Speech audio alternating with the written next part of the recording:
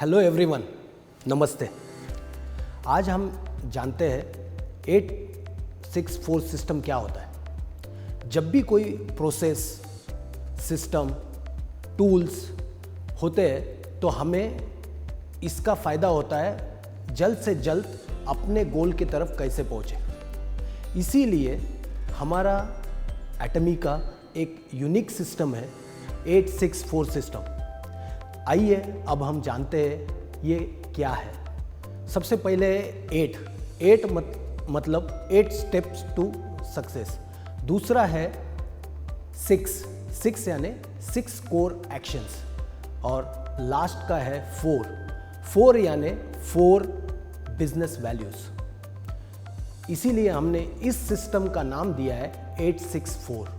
सबसे पहले देखते हैं 8 steps to success. 8 step to success Atomy members के लिए नया नहीं है। और अभी हमने देखा है मिस्टर हनगिल पार्क जो हमारे प्रेसिडेंट है, उन्होंने 8 स्टेप्स टू सक्सेस के बारे में डिटेल्ड में बताया। लेकिन क्विकली हम इस सिस्टम को जानते हैं। मैं आपका ज़्यादा टाइम नहीं लूँगा। सबसे पहला है सेट गोल्स। गोल्स हमेशा 2 टाइप के होते हैं। एक होता है शॉर्ट टर्म गोल, दूसरा होता है लॉन्ग टर्म गोल। तो जब भी हम बिजनेस करते हैं तब हमें दोनों गोल्स हमारे सेट करने चाहिए। शॉर्ट टर्म गोल क्या है मेरा और लॉन्ग टर्म गोल क्या है मेरा।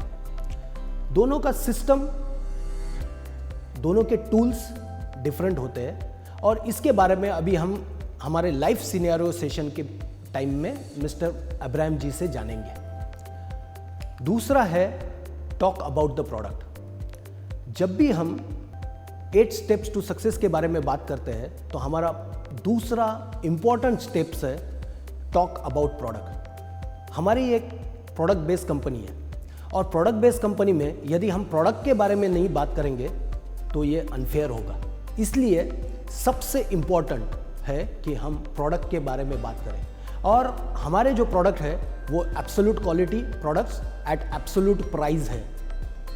इसीलिए बहुत ज़्यादा ज़रूरी है कि हम सबसे पहले प्रोडक्ट के बारे में बताएं। उसके बाद में हमें लिस्ट मेकिंग करनी बहुत ज़्यादा ज़रूरी है। यदि हम लिस्ट बनाएंगे नहीं तो हमें कुछ दिन के बाद याद नहीं रहेगा हमने किससे कांटेक्ट किया, किसके कांटेक्ट नहीं किया। यदि मैं आपको पूछूं कि कल आपने डिनर में क्या खाया था या कल आपने लंच में कौन सी सब्जी खाई थी, तो आपको याद नहीं रहेगा। तो यदि हम 15 दिन या 1 महीने के बाद में सोचेंगे कि हमने इनसे कॉल किया था या नहीं किया था, तो ये याद नहीं रहेगा। इसीलिए मैं आपसे रिक्वेस्ट करता हूं कि सबसे पहले लिस्ट मेकिंग करनी बहुत ज़्यादा जरूरी है। लिस्ट मेकिंग के बाद हमारा जो नेक्स्ट स्टेप है वो है मेक फ़ोन कॉल्स। जो भी लिस्ट हमने बनाई है उसको एक एक करके हमें फ़ोन कॉल करने चाहिए। और फ़ोन कॉल करके हमें डिस्क्राइब करना है प्रोडक्ट के बारे में या फिर सिर्फ कंपनी के प्रोफाइल के बारे में। नेक्स्ट स्टेप है बिजनेस को एक्सप्लेन करना। जब हमारा प्रोडक्ट एक्सप्लेन हो जाएगा, कंपनी एक्सप्लेन हो जाएगी, तब जाके हम बिजनेस के बारे में लोगों को बताना चाहिए। उसके बाद आता है फॉलोअप स्टेप, जो मिस्टर हनगिल पार्क जी ने अपने वीडियो में भी बताया था कि फॉलोअप कितना ज़रूरी है। यदि हम फॉलोअप नहीं करते हैं तो कुछ दिन में वो भूल जाते हैं। इसलिए इमीडिएट फॉलोअप बहुत ज़्यादा ज़रूरी है और कांस्टेंट फॉलोअप करना भी बहुत ज़्यादा ज़रूरी है। उसके बाद का स्टेप है काउंसलिंग। काउंसलिंग फॉलोअप के बाद काउंसलिंग करने से ही डिपेंड होता है कि आपके साथ वो जुड़ेंगे कि नहीं जुड़ेंगे। तो काउंसलिंग यह हमारा 7वां स्टेप है। हनगिल पार्क सर ने हमें लास्ट स्टेप बताई थी जो कि इन सब स्टेप में बहुत ज़्यादा इम्पोर्टेंट है, जो हमारे बिजनेस को आगे तक लेके जाएगी। वो है डुप्लीकेशन। जब तक ये 7 स्टेप को हम कंटिन्यूसली डुप्लीकेट नहीं करेंगे तो हमारा जो गिगांटिक सक्सेस क्या होता है? गिगांटिक सक्सेस होता है कि अनलिमिटेड सक्सेस कैसे हम अचीव कर सकते हैं, वो हम without 8 step that is duplications के बिना हम नहीं कर पाएंगे। तो मेरी सबसे रिक्वेस्ट है कि यदि आपने मिस्टर हनगिल पार्क सर का वीडियो नहीं देखा है तो फिर से एक बार जाके पूरा डिटेल में 8 स्टेप्स टू सक्सेस के बारे में जानिए और उनको अपने जीवन में अमल कीजिए। इसके बाद आता है हमारा 864 में से 6, दैट इज 6 कोर एक्शंस। उसमें से पहला एक्शन है 100% प्रोडक्ट यूज। आप देखिए, यदि मैं as a company distributor company के प्रोडक्ट के बारे में नहीं जानूंगा या मैं अपने प्रोडक्ट खुद यूज नहीं करूंगा तो मैं दूसरों को प्रेरित कैसे करूंगा प्रोडक्ट यूज करने के लिए। तो 100% प्रोडक्ट यूज करना इज मस्ट, कंपल्सरी। तो मेरी सभी से रिक्वेस्ट है कि जितने भी प्रोडक्ट इंडिया में लॉन्च हुए हैं एटलीस्ट उतने प्रोडक्ट एक बार तो भी as a distributor, as a consumer आपको यूज करने चाहिए। और जब आप यूज करोगे तभी जानोगे एब्सोल्यूट क्वालिटी के बारे में जो बात कर रही है कंपनी, वो एब्सोल्यूट क्वालिटी क्या होती है।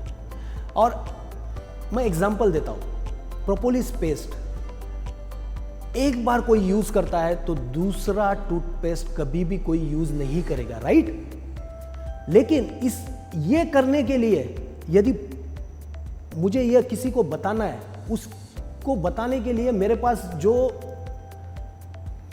वर्ड्स होने चाहिए वो तभी आएंगे जब मैं उस प्रोडक्ट को यूज करूंगा। तो मेरी रिक्वेस्ट है सभी मेंबर्स से, डिस्ट्रीब्यूटर से, लीडर से कि 100% कंपनी के प्रोडक्ट एज अ कंज्यूमर आपको यूज करने हैं सबसे पहले। दूसरा इंपॉर्टेंट कोर एक्शन है attend company seminar with your team and guest. जब भी कंपनी का सेमिनार होता है, जैसे कि 1 day seminar, success seminar, zoom meetings, product trainings, इसको अभी आपके सभी टीम मेंबर के साथ या फिर गेस्ट के साथ इन सेमिनार्स को देखिए। ये सेमिनार जब आप देखोगे तभी जाके कंपनी के प्रति, कंपनी के सिस्टम के प्रति सबके पास अवेयरनेस आ जाएगी। तो अपने अपने प्रोग्राम तो आप करते ही हो आपका बिजनेस प्रमोट करने के लिए, लेकिन मेरी रिक्वेस्ट है कि कंपनी के प्रोग्राम को भी ज़्यादा से ज़्यादा देखिए, सभी गेस्ट के साथ, प्रोस्पेक्टिव कंज्यूमर्स के साथ या फिर आपके टीम के साथ। मेरी और एक रिक्वेस्ट है सभी से, और यही हमारी 3rd कोर एक्शन है कि कंपनी की जो भी लेटेस्ट इंफॉर्मेशन रहती है उस लेटेस्ट इंफॉर्मेशन को हमेशा खुद को अपडेट करें। हम ये लेटेस्ट इंफॉर्मेशन हमारे SNS platform, that is social networking sites के ऊपर अपडेट करते हैं, जैसे कि फेसबुक, यूट्यूब, इंस्टाग्राम, हमारे व्हाट्सएप ग्रुप, इन सब के ऊपर हम इन लेटेस्ट अपडेट्स के बारे में बताते रहते हैं। इसका ये फ़ायदा होगा कि ये जब भी हम लेटेस्ट अपडेट आपको देंगे तो आप अपने टीम को लेटेस्ट अपडेट के बारे में बता सकते हैं।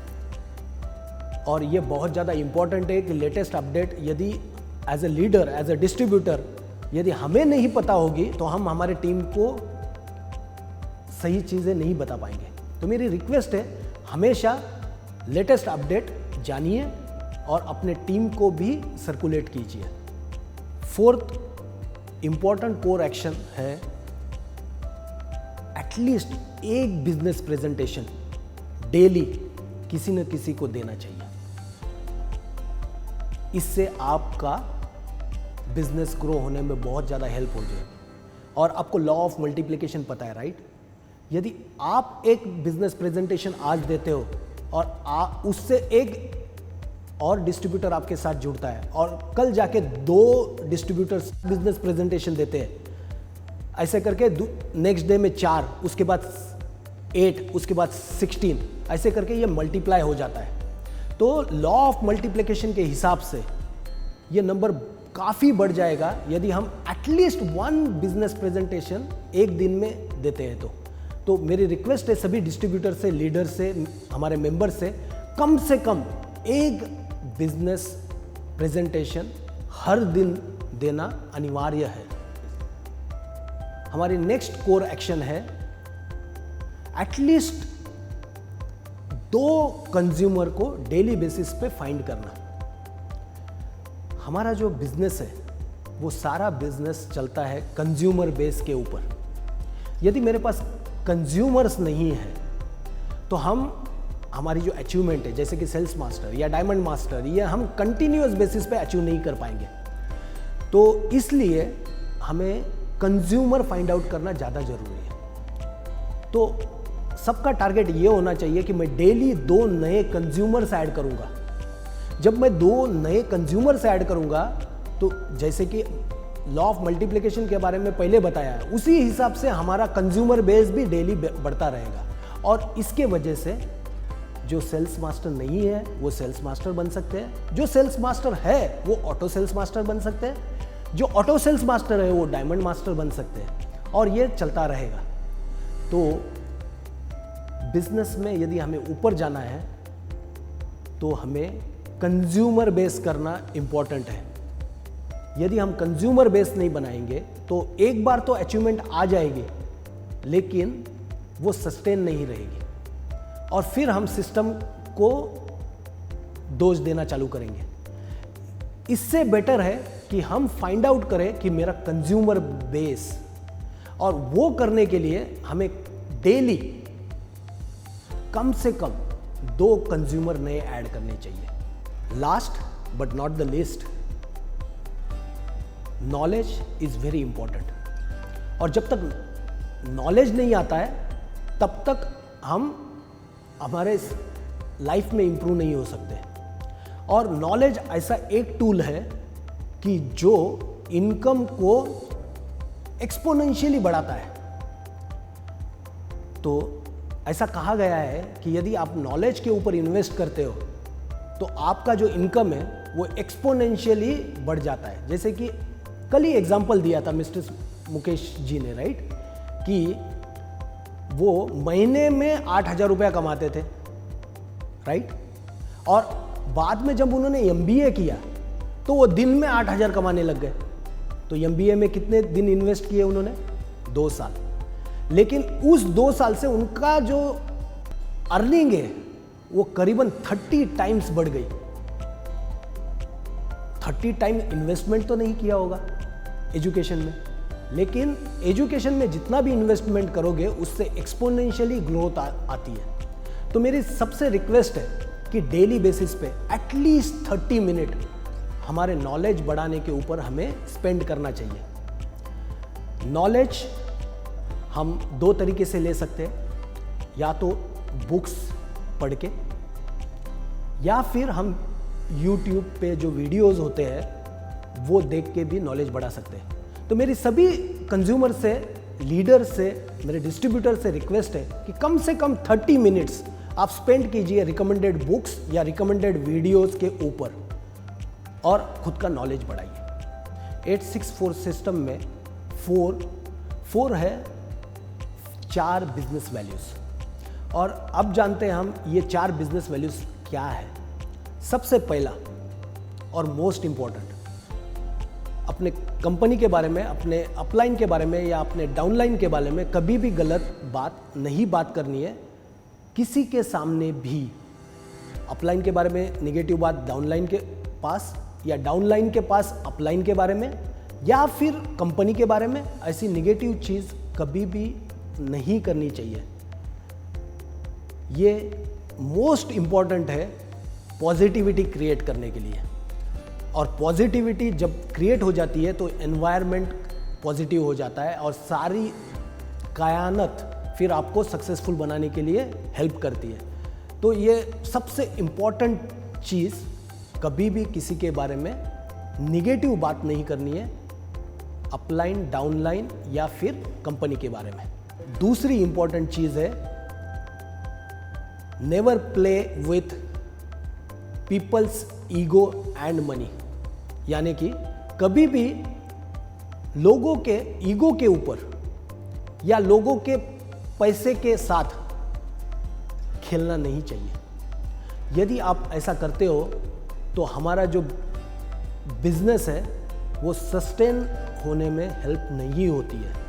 तो मेरी सभी से रिक्वेस्ट है कि इसको as a one of the most important business value के तरह आप देखिए और कभी भी ईगो और मनी के साथ खिलवाड़ मत कीजिए। तीसरी बिजनेस वैल्यू है communication with upline and downline regularly, यानी कि हमेशा अपलाइन और डाउनलाइन के बीच में कम्युनिकेशन होना चाहिए। ये काफ़ी देखा गया है कि अपलाइन ने डाउनलाइन का नंबर ब्लॉक किया है, डाउनलाइन ने अपलाइन का नंबर ब्लॉक किया है। यदि हम इस बिज़नेस को बिज़नेस के तरीके से देखते हैं तो ये अच्छी प्रैक्टिस नहीं है। तो मेरी रिक्वेस्ट है कि हमेशा अपलाइन और डाउनलाइन के बीच में कम्युनिकेशन ज़्यादा से ज़्यादा करें और इससे आपको आपका बिजनेस बिल्ड करने में हेल्प होगी। फोर्थ बिजनेस वैल्यू है, जब भी आप कुछ नई चीज़ करते हो तो हमेशा अपलाइन या कंपनी से कंसल्ट करना चाहिए। इसका एक फ़ायदा है कि जब भी आप कंसल्ट करते हो तो अपलाइन या कंपनी के बाद बहुत सारी इंफॉर्मेशन होती है कि इस टाइप की एक्टिविटी जब भी किसी ने की थी तो उनको फ़ायदा हुआ था या नहीं हुआ था। तो जब भी आप नई चीज़ करते हो तो पहले आप अपलाइन से बात करोगे या कंपनी से बात करोगे तो आपको बैकग्राउंड मिल जाएगा और इसके वजह से आप जो टाइम स्पेंड करना चाहते थे उस एक्टिविटी के लिए या फिर आप जो मनी स्पेंड करना चाहते थे उस एक्टिविटी के लिए वो ऑटोमेटिकली रिड्यूस हो जाएगा या तो सेव हो जाएगा। जब भी आप कोई नई चीज़ करते हैं तो मेरी रिक्वेस्ट है आपसे कि आप पहले कंसल्ट कीजिए आपके अपलाइन से या फिर कंपनी से।